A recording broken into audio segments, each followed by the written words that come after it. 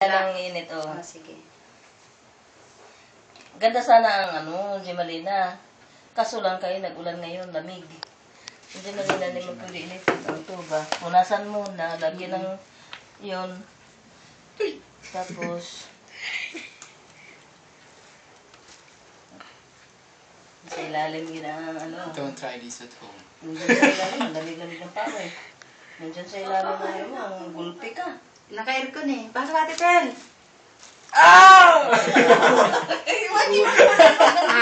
Oo, kung sisigaw ba o hindi. Hindi, nalagyan ni Kagato sa sa Facebook.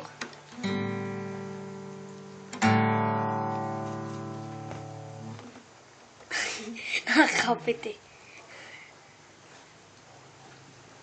Nangitim na yung daliri. Parang oh. Nagulpi nga. Ha? Mabi.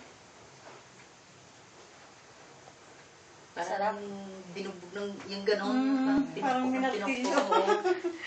Di ba ganyan ang kilala mo sa mga Mas mabuti pa ng basketball. Di ba pag tapilok lang, ano lang dapat, di ba? Ito lang yun, oh. Ito, to eh. Tapitok lang yan. Pero bakit kaya ganyan ang no? Nangitim. Ube. Tapos tima yung dugo niya. Oo nga, umikot dito eh. Tima yung dugo. Sa mga joint. Sabi pa niya kanina sa akin, Ate, pwede ba hilatin yung namamaga ang paa?